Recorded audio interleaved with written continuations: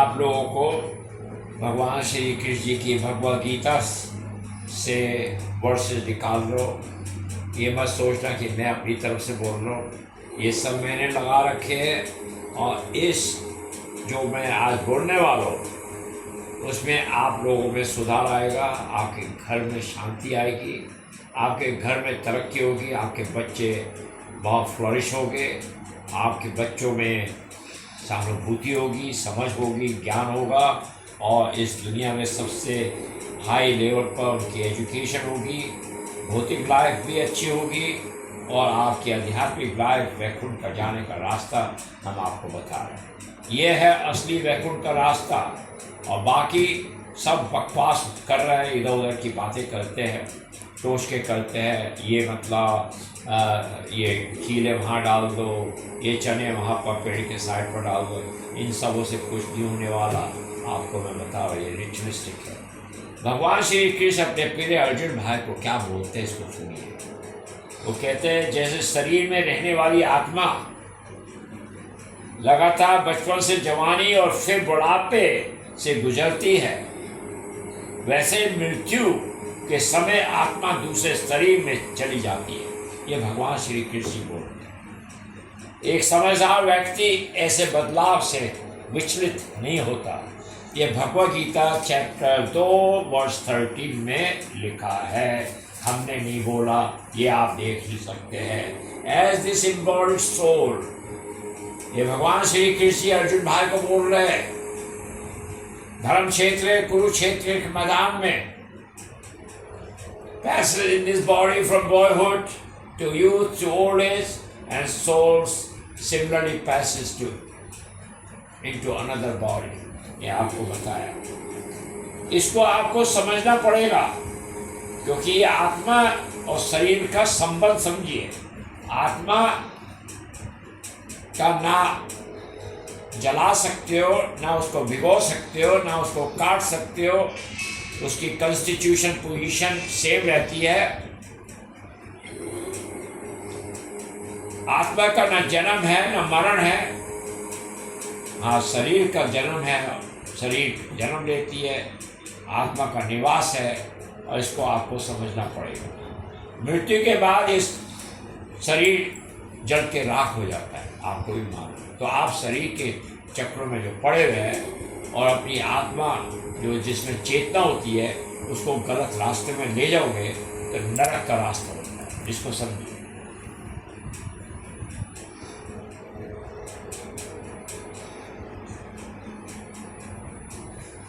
आत्मा में कोई बदलाव नहीं होता है।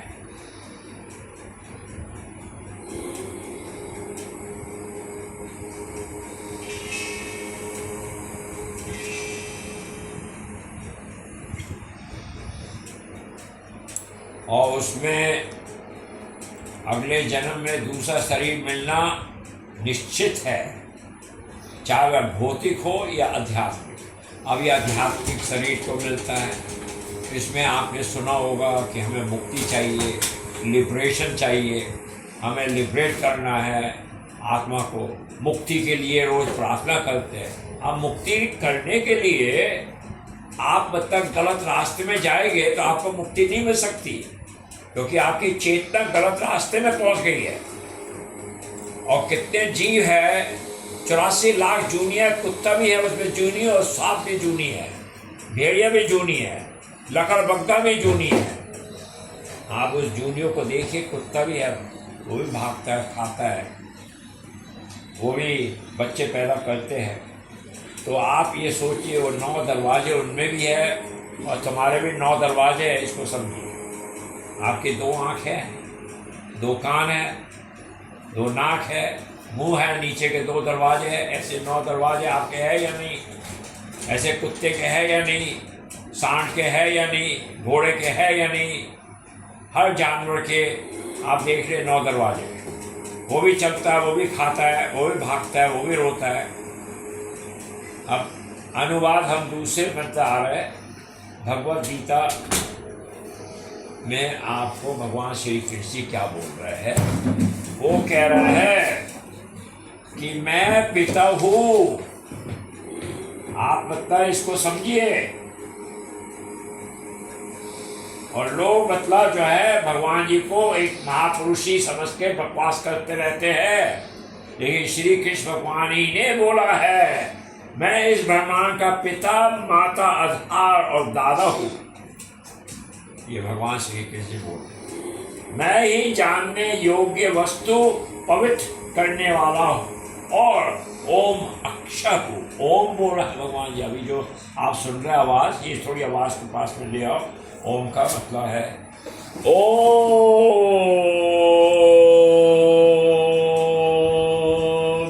ओम जिसने सृष्टि बनाई है, सृष्टि को बनाना एक ही भगवान है। एट्रीब्यूट्स तो हजारों है, देवी देवता है, लेकिन भगवान एक है। वेदर्स क्या बोलते हैं? Neither I am the 10th, मैं ना 10वां हूँ, ना 9वां हूँ, ना 8वां हूँ, ना 7वां हूँ, ना 6वां हूँ, ना 5वां हूँ, ना 4था हूँ, ना 3रा हूँ, ना 2रा। मैं सिर्फ एक ही गॉड भगवान श्री ओम है, जो सृष्टि के निर्माता है।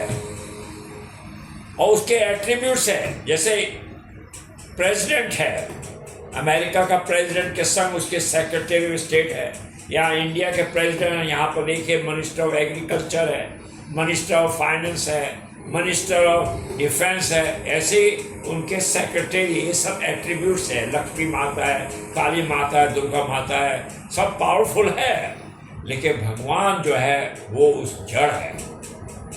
अब जैसे पौधा है, पौधे में पत्ते हैं, आप हर पत्ते को पानी देते रहेंगे और आप सोचेंगे हम सबों को खुश करना है, तो सबों को खुश करने के कारण तुम अपने आप को खुश नहीं कर पाओगे। अगर जड़ में पानी दे दोगे पौधे के, तो वो पत्ता हरा भरा हो जाएगा, सब देवी देवता भी खुश हो जाएंगे। इस बात को आप समझिए। कृष्ण जड़, वो इस जड़ भगवान है। वो कहते हैं आई एम दी पवित्र करने वाला और ओम अक्षर हूँ, मैं ही ऋग्वेद, सामवेद और यजुर्वेद हूँ।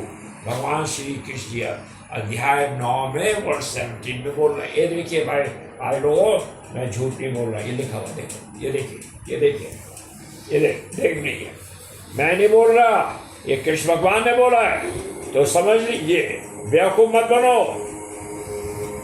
अब आप तो और आगे हम बढ़ते हैं, इसको समझिए। पूरा ब्रह्मांड विस्तार चाहे चल हो या अचल हो, कृष्ण की ऊर्जा की विभिन्न गतिविधियों के प्रकट होता है। भौतिक अस्तित्व में हम अलग अलग जीवों के साथ अलग अलग रिश्ते बनाते हैं, जो वास्तव में कृष्ण की ही शक्ति है, मार्जिनल एनर्जी बोलते हैं। लेकिन प्रकृति की रचना, उनमें से कुछ हमारे पिता, माता, दादा, निर्माता आदि के रूप में दिखाई देते हैं। अनुवाद।